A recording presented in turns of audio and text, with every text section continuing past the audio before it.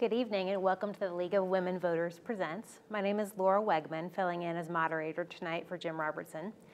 Tonight's topic will be renewable energy. We'll talk about moral and national security arguments for renewable energy and addressing climate change concerns. I have two guests here with me tonight who are both involved with various aspects of this topic. First, we have Carla Klein, who's Deputy Director with Renew Missouri and on the steering committee of Missouri Interfaith Power and Light. Welcome, Carla. Thank you. Nice to have you. We also have with us Jeff Owens, who's with Missouri Solar Applications, and he'll talk about the importance of renewable energy to the military and national security. Welcome, Jeff. Good evening. So if we could talk a little bit first about your backgrounds related to this topic in general, why these issues of faith and the military may not be areas that people associate with renewable energy, but they're actually important movements involved with both of them regarding issues of energy and climate change. If we can just start with you, Carla, tell us a little bit about your background first in renewable energy and your role with Renew Missouri and the IPL. All right. I've been working with environmental organizations for about 15 years, and mostly recently with Renew Missouri.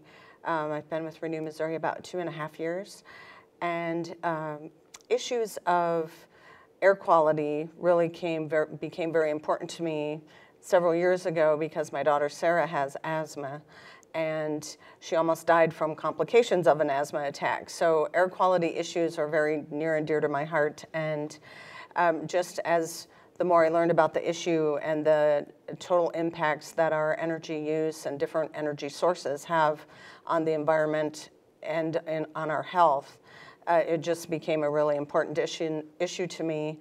And with climate change now being at a crisis point, we really understand that this is one of the biggest challenges environmentally that we've ever faced.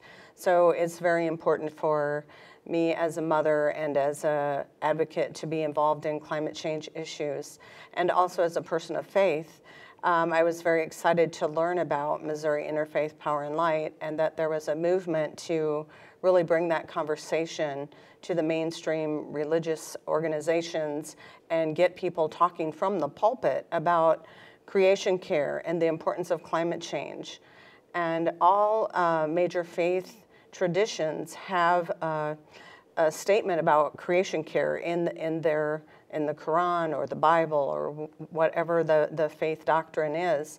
And they also have a moral obligation to care for the poor and vulnerable. Well, of course, climate change impacts the poor and vulnerable first and foremost. And so it's very exciting to be involved with this movement. Missouri, it's a national organization, and Missouri was, I believe, the 41st state that was recognized as a state IPL. So working with a great bunch of women, 11 people on our steering committee, and they're all from different faith backgrounds. Okay, great. Jeff, can you tell us a little bit about your background? I know you spent some time in the military. Can you talk about how that came about and what your role was? I was born and raised in Missouri. The attacks of September 11th gave me a lot of time for thought. I had not served. I also feel that those who are able need to serve in order for us to continue to have a volunteer force. So I was enlisted in November of 2001. At the time, thought maybe I would be sent to do something involving the response to Al-Qaeda and attacks then. Of course, Iraq developed. I was stationed in Germany, saw how the Germans lived,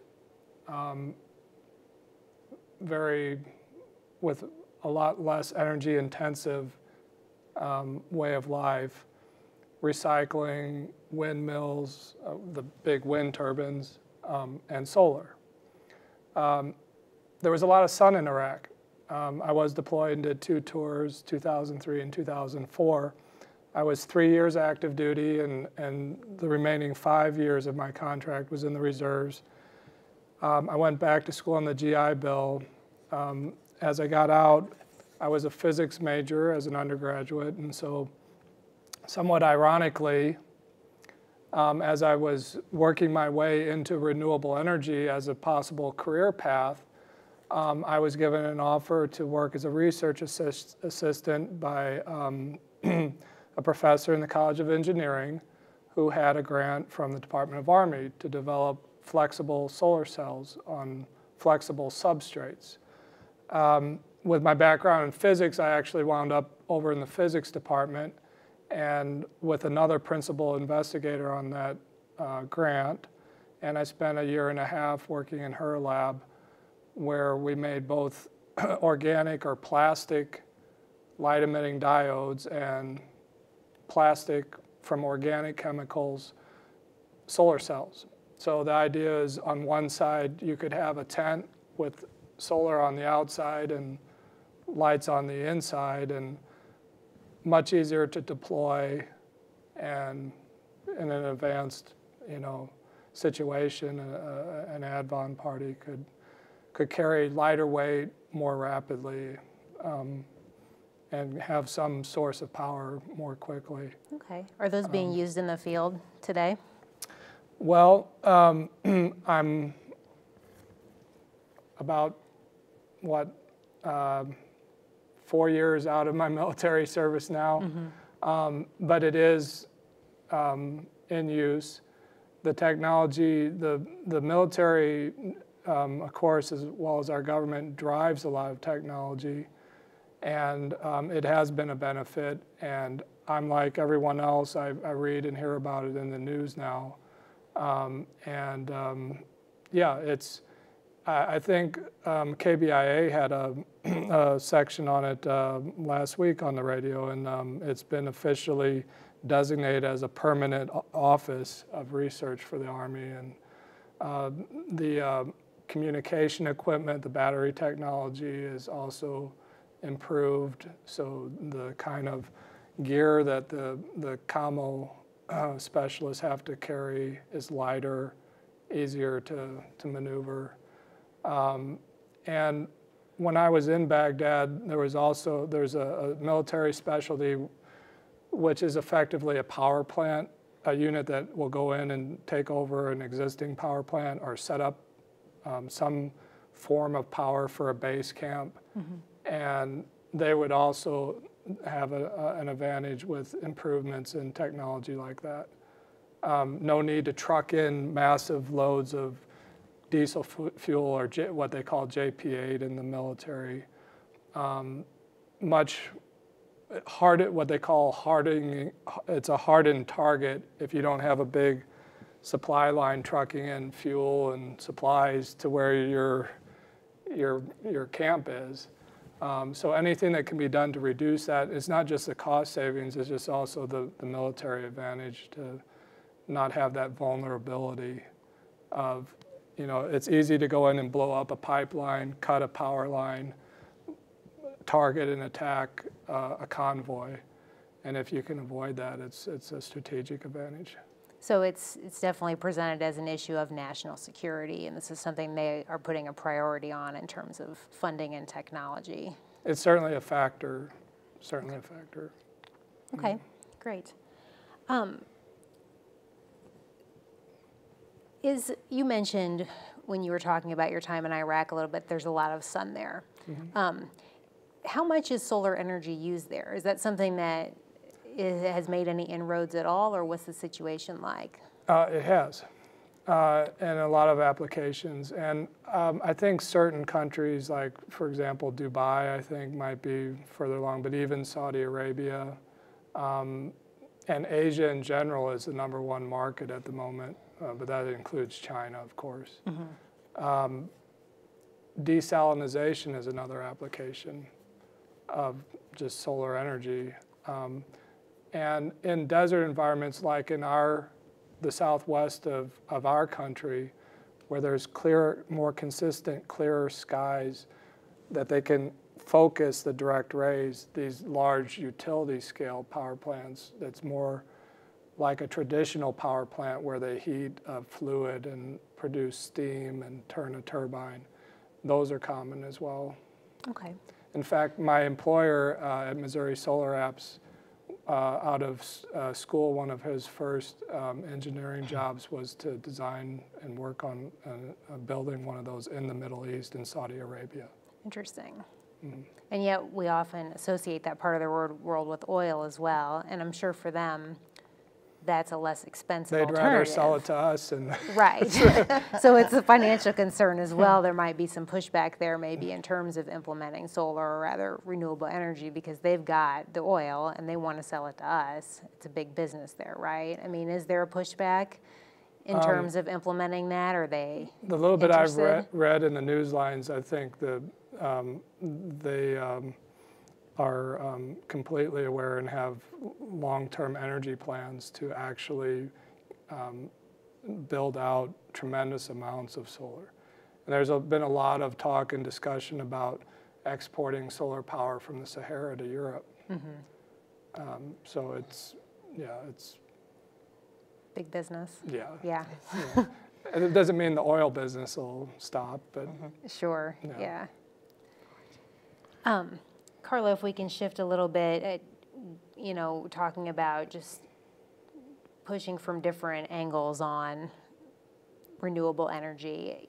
You are coming at this from a perspective of faith communities, and you mentioned that the group that you've been working with is a pretty recent addition in Missouri, correct? Is that just in the last year or so?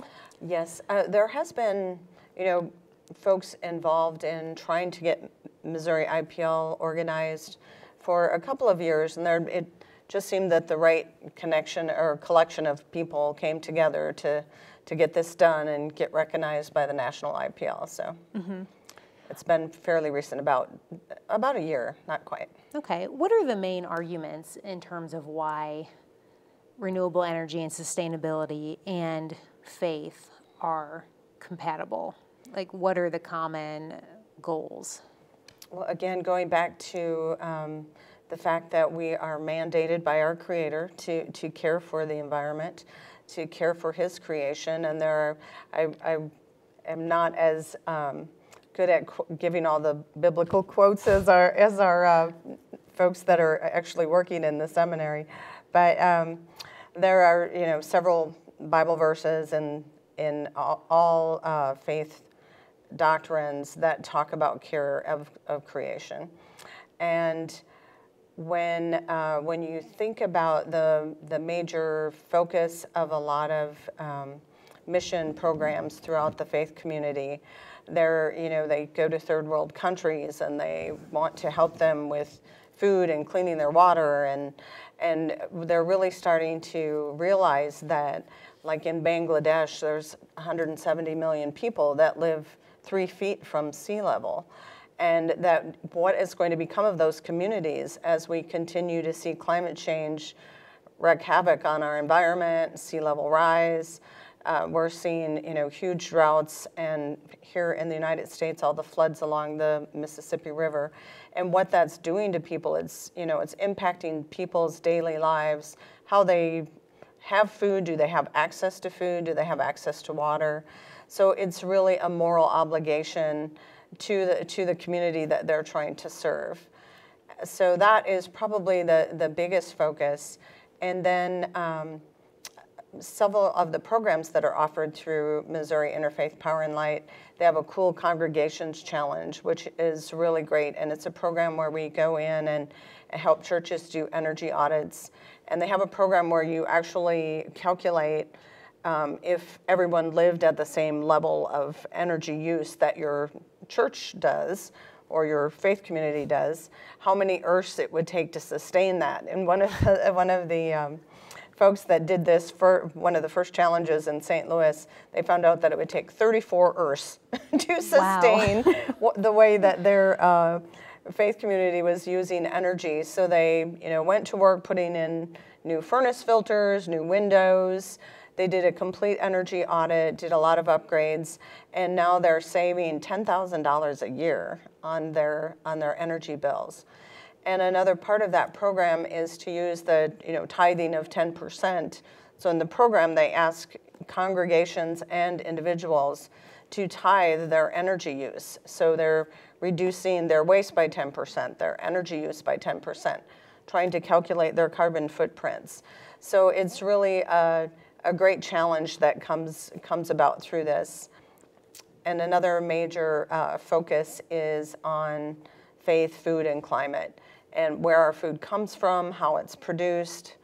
And one of the examples they used was a Pop-Tart, and how many chemicals are in that Pop-Tart, and how energy intensive it is to create some of our food that is, not very good for us. And so there's a lot of programs that, are really focusing on local food communities and community gardens. It's just really each faith community finds a different way that they feel that they can best bring that to their congregation and really start a movement. What kind of variety of faiths have had representatives working with this group? I mean, is it just all across all kinds of denominations? It is. Nationally, there are mosque and temples involved. Here in Missouri, we have Jewish community. The United Church of Christ is involved. We have Lutherans, United Methodist, Baptist.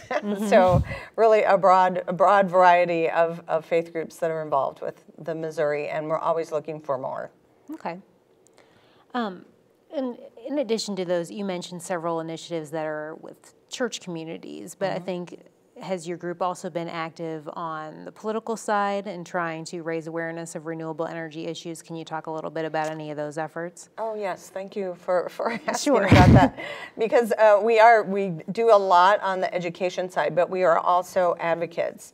And we feel very strongly that for the climate change issue, we have to not only reduce our energy use, of course it's energy efficiency and reduction first, but then we have to look at the sources of our energy. So we are huge advocates for energy efficiency and renewable energy policies, be that at the city, local level, or at the state level. So one of the issues that we are working on at the state level is House Bill 44. We're working with a lot of Renew Missouri and a lot of environmental organizations to oppose this legislation that would essentially gut our renewable energy standards. So we call our legislators and talk to them and try to bring the faith voice to that conversation as well. Okay. Can you explain a little bit about the bill? It involves what can qualify toward the renewable energy standard, correct? Yes. The bill that was introduced by Representative Corman would allow all old existing hydroelectric dams to count towards our renewable energy standard. And most of these, if not all, are 100 years old and older. And the whole idea behind the renewable energy standard was to diversify our energy source and bring new sources of energy online so that we're switching over to renewable energy. So allowing them to count these huge hydro dams would just essentially gut the law, and they wouldn't have to do new renewable energy. We would just be using what we were already doing. Right. So Missouri voters did not vote to raise their bills by up to 1% so that they could do exactly what they were already doing. So it really makes no sense on the face of it. There's also an economic aspect to that, I think, in that the renewable energy standard is, I think, in some way expected to create jobs, correct? And Absolutely. if you're including that toward the total, the argument would be that it would not create as many jobs, right? Oh, absolutely, Okay. absolutely. There's tremendous potential, and Jeff may be able to speak to that even more on how many renewable energy businesses have opened up. And it's not just solar installers. There's a broad range of businesses that we can attract to the state, and of course supplying good jobs, good green jobs for Missouri citizens was a huge part of why Missouri citizens voted in favor of this. Solar is the fastest growing industry in the nation right now, I believe, and so that gives tremendous potential for Missouri to have good green jobs and long-term, well-paying jobs. Yeah, well, Jeff, I mean, if you could comment on that in a couple of aspects, the creation of jobs through renewable energy initiatives. And then I think that probably also we talked a little bit about, defense initiatives creating. I think I just read recently that a base in Texas was implementing a large solar farm. Have you heard anything about this? That's supposed to be a large, like maybe the largest renewable energy resource so far on a base. And I suppose that's creating jobs as well. Can you talk a little bit about, is that experiencing a boom, or what are you seeing in the industry? So I do owe my Missouri job to the solar industry. There's about 25 people directly supported by the solar activity out of my office alone in Jeff City. Mm-hmm. After I graduated, I left the state and came back for this job about 3 years ago. I think the official State Department of Economic Development numbers is about 1,200 directly employed in solar at this point. But these are the kind of jobs that, for that meter base or for that circuit breaker, I mean, for example, Millbank is in Kansas City, and we are installing Millbank meter bases every job we do. So like the auto industry, there's a cascade of jobs that are created. They're well-paying, stable jobs. I just opened the solar news that I read last night before I went to bed, and the Carpenters Union had an advertisement in there how they're training carpenters for solar. Now, do we want to keep these jobs? Well, I hope so, for my sake and my family's sake, but also for Missouri's sake and for the country's sake and the world's sake. And one of the great things about Columbia is when I came back, I had an opportunity to meet folks like Carla and interact with groups like the League of Women Voters, and even through the community here, just learn about all these things and be part of this. So at this point, from meeting the fellows over at Quaker Oats here in town, one of the first Solar One projects, and organizing solar tours and participating in the campaign that led to the renewable state law with Carla and PJ and everyone at Renew Missouri, and participating with the local climate change coalition. Most creeds and religions have it in their faith that to harm the environment, that's a sin, or whatever their creed is, how it be described. I'm thinking of the Catholic faith, because the Pope decreed that about 6 or 7 years ago. Most Fortune 500 corporations have it in their executive statement somewhere that they will pursue environmental benefits. And the military is a reflection of our government. The government certainly wants to pursue that. So yes, there's announcements every day. And while I was in the university, for example, there was a company that they were a engineering, procurement, and construction firm that were specifically doing military projects. My wife is Puerto Rican. Down in Puerto Rico, about the only solar that, a lot of the solar are on our U.S. military bases. As a combination of just also being economically responsible. The military has an enormous footprint in terms of the energy it uses. So Fort Hood is a very large base, and I'm not for sure if that's the project that you read about, but utility scale is now shifting. It used to be primarily Europe in 2010. Of all the solar energy installed in the world, the U.S.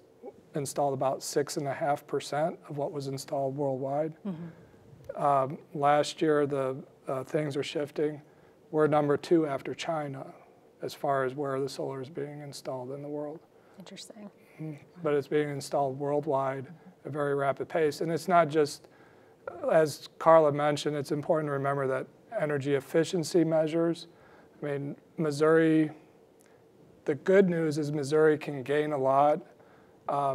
There are a lot of various rankings that put us somewhere around 48th in the country. 43rd, I think we are now. 43rd, maybe. Yeah. And around here, you can see a lot of examples of how things should be done right, and then maybe how things could be done a little bit better. And So there's really tremendous opportunities to be gained from shrinking your usage, and then once you have, okay, I would like to have this for my lifestyle, then it's more affordable to do it with renewables or somehow offset your impact on the environment in a good way.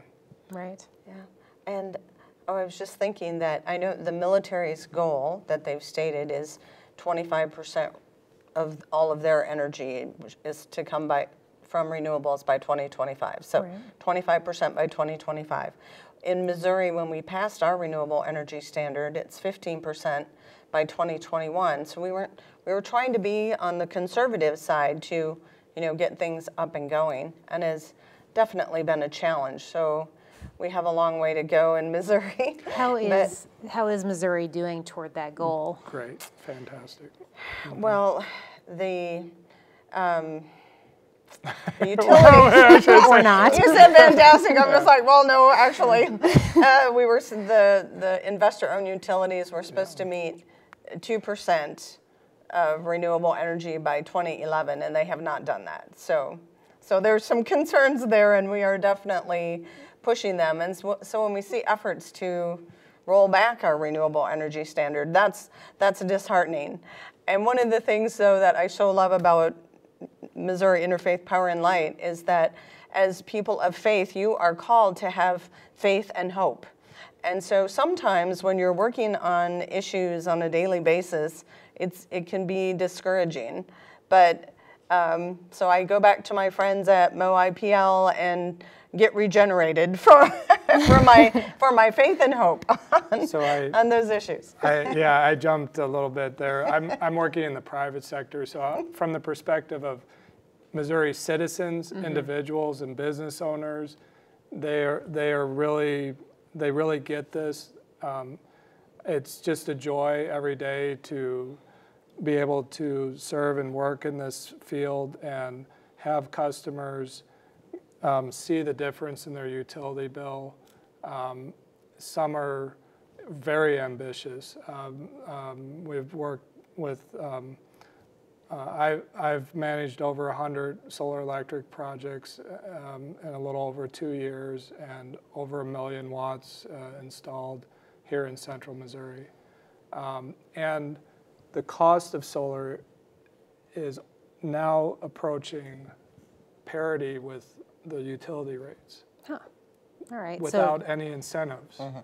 That's interesting. So that's probably a trend that we'll see continue. We're seeing, I mean, the trend puts us in about 5 years to be competitive without any incentives at all. All right. Now, if I don't want to bash the oil industry or the coal industry or other industries, but what industry has been able to achieve that and then completely be in the free market in 5 years? And all we asked for with the state law was to give it a chance. Like Carla said, 15% in 2021. That was a very conservative number. Okay, well, that's a good point. I think we'll have to end on that because we've run out of time. So thanks to you, Jeff, and to you, Carla, and thanks everyone for watching. Good night.